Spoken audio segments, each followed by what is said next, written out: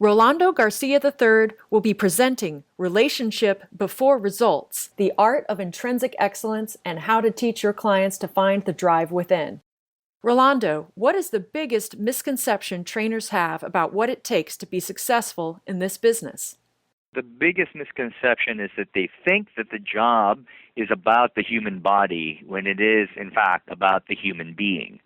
So national certifications and a lot of degrees will teach you about exercise physiology, will teach you biomechanics, so essentially how every human being works, how the anatomy works, but from looking at it from the perspective of it being a mechanism, from a mechanistic point of view. But as we all know, every human being is different.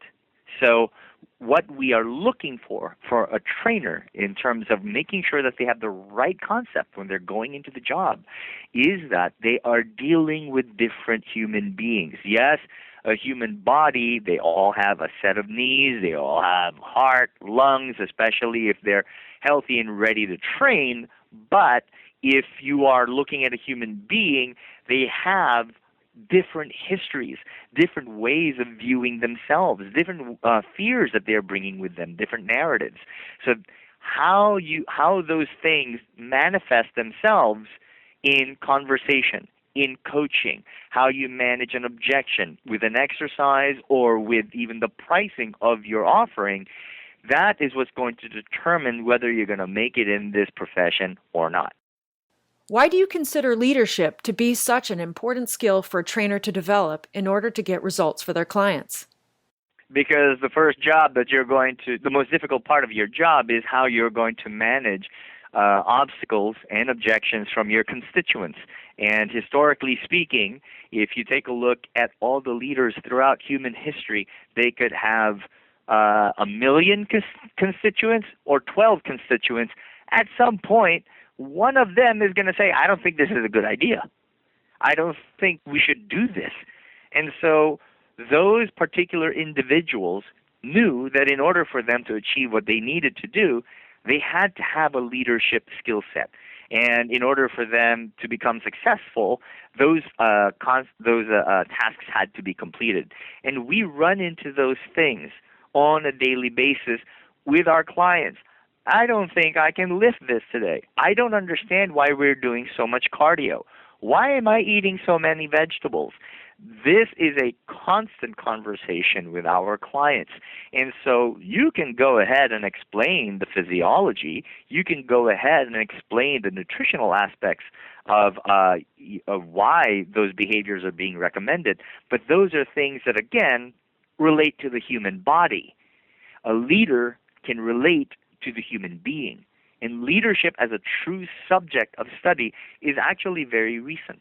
And I highly recommend that trainers who want to be successful in this in the long term have to start studying leadership as a true skill set of their overall offering in this profession. Now, in your experience, what do trainers struggle with the most in regard to the 4 core competencies you discuss in intrinsic excellence, and how do you address that struggle for them? Sales. Bottom line, it's sales. Sales, sales, sales.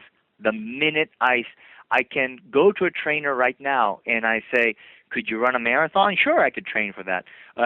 Could you deadlift 400 pounds? Yeah, I can train for that. Could you go for a fast for about a good week? Yeah, I can do that. Let's go ahead and let's talk about sales. Nope, they're going to run right out of the room. It is fear-based on many levels.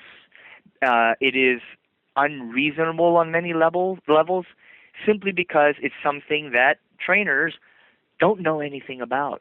And as we know with our own client base, if you don't educate yourself in what that process entails, what actually happens in something, that fear is going to overrun your level of investment. And at the end of the day, how you are going to go ahead and commit to this.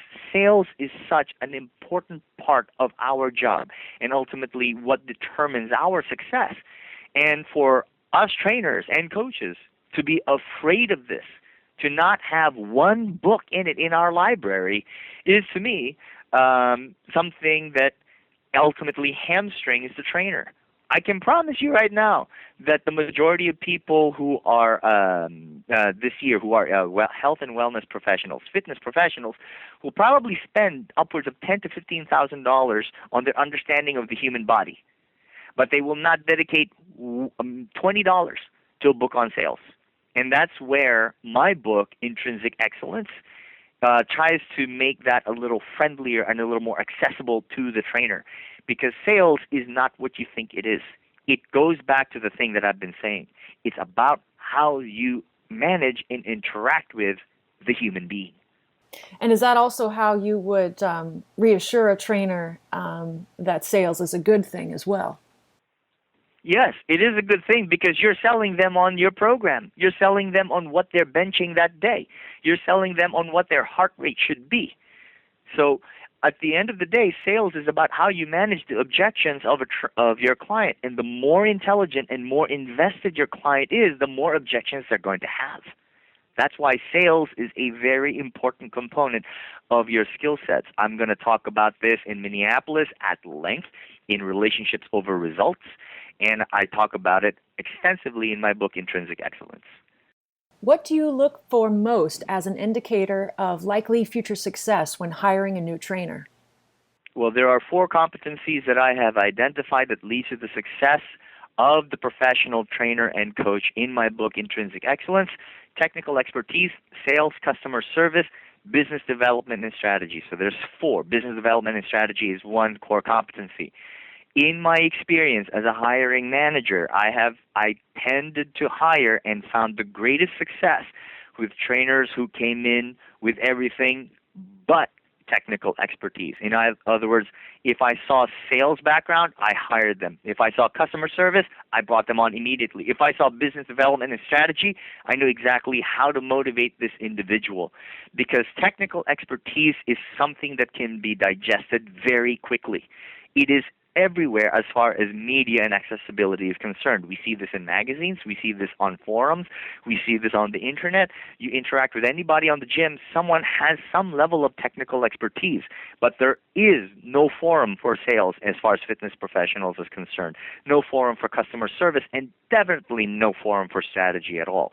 So if somebody comes in with those skill sets in place, all the way, that person is going to be a winner. Mind you, in my 2 years as a hiring manager for the fitness facility that I was managing, I hired 15 top producers who were making a lot of money and making a living at this, full benefits. They were able to go on vacation and everything, and I was managing that location for 2 years. And 15 of them became top producers. They became top producers basically in less than 2 months. So you work in a high-end corporate training facility with some of the most affluent and powerful clients in the world. I imagine some folks must wonder how well your success methods might translate for the little guy, be it the lone wolf, so to speak, or the owner of a boutique gym with just a few employees. What would you say to them? It's the same thing. Sales, sales, sales. Not the human body, it's the human being. Because whether the person's net worth is $2.6 billion or $2,600, even if your pricing is $1 million or $1, they're all going to say the same thing. It's too expensive. I don't have the time. I can do it on my own. In other words, a person who knows how to manage objections in a smaller arena can manage those same objections in a bigger arena, because they understand what actually is happening is it's not a question of a person's net worth. It's not a question of their disposable income. It's their ability to understand that interaction, that human being, and what they're really saying in that exact moment. Because the common misconception that we have in our profession is that if they had more disposable income, they will buy more sessions at a much higher rate. From my experience, the more disposable income a person has, the more objections they're actually going to have, because they want to understand how you handle their objection right then. So before they train with you, before they listen to any of your recommendations on nutrition, on training, on what they're supposed to lift and how much they're supposed to run, they want to see if you can handle this objection right now before we even start. I think this is too expensive. I don't think I have the time. I think I can do this on my own. How you answer that is going to determine whether you are ultimately a trustworthy human being and someone I can trust with my body, my fears, and my absolute vulnerability as a human being who's coming to you and asking you to help me change my life. And if you handle that with the appropriate care and the level of leadership that is required of your job, that person will not just give you the money that you are asking for. They will give you their life because they want you to change their lives. Well, Rolando, we are certainly looking forward to your presentation at this year's Dragon Door Health and Strength Conference. Again, the title of his presentation is Relationship Before Results, the Art of Intrinsic Excellence and How to Teach Your Clients to Find the Drive Within.